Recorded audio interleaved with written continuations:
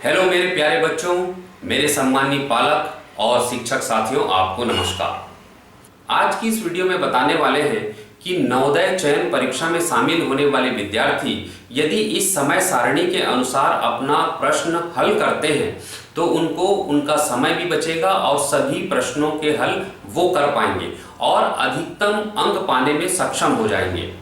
मैंने अपने अनुभव के आधार पर बहुत सारे विद्यार्थियों को पढ़ाया और चयन परीक्षा में भाग लिए, तो इस समय सारणी अनुसार यदि वो परीक्षा में अपना प्रश्न हल करते हैं तो पूरे समय का सदुपयोग करके वो पूरे प्रश्नों का हल कर पाते हैं। तो आइए समझते हैं। जैसे कि हमें मालूम है कि ये प्रश्न पत्र नवोदय चयन परीक्षा का प्रश्न 3 खंडों में विभाजित होता है। एक होता है तार्किक यानी कि बौद्धिक परीक्षण, जिसमें 50% प्रश्न होते हैं।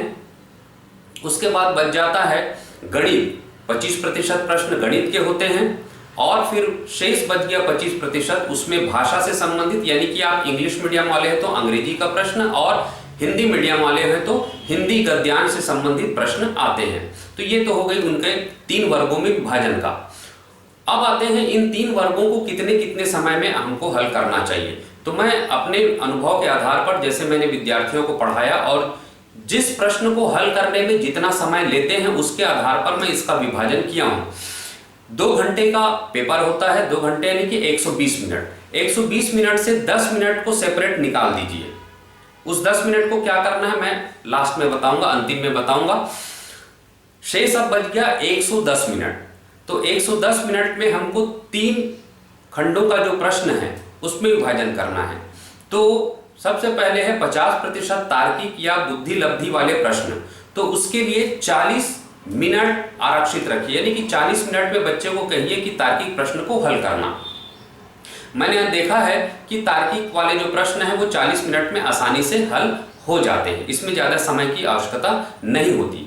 अब कितना बच गया? 110 में से 40 हटा दें तो 70 मिनट अपने पास है। 70 मिनट में अब फिर 40 मिनट जो है हम गणित के लिए रखते हैं, क्योंकि गणित को हल करने में अधिक समय लगता है, गणित थोड़ा सा बच्चों को बनाने में समय लगता है। तो 40 मिनट का समय गणित के लिए बहुत बेहतर है।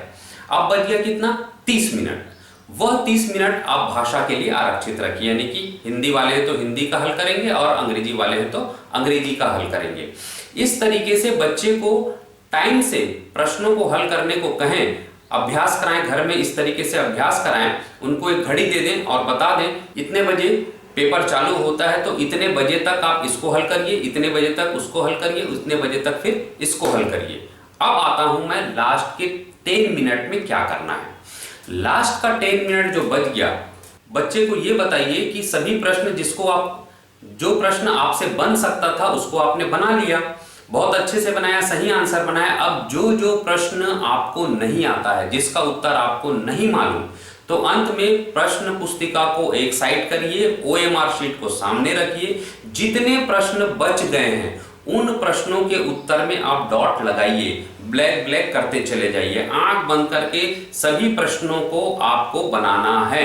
इस प्रकार से आपने जिसको आता है उसको तो पहले बना चुका जितने मिनट में। अब लास्ट का 10 मिनट जो बचा है उसमें बचे हुए प्रश्नों को आप गोला करिए, डार्क करिए, ये आप बच्चों को बताएंगे। तो इस प्रकार से आप समय सारणी के अनुसार से यदि बच्चे की प्रैक्टिस कराते हैं तो निश्चित तौर पे मान के चलिए बच्चे का अधिकतम अंक आना सुनिश्चित है।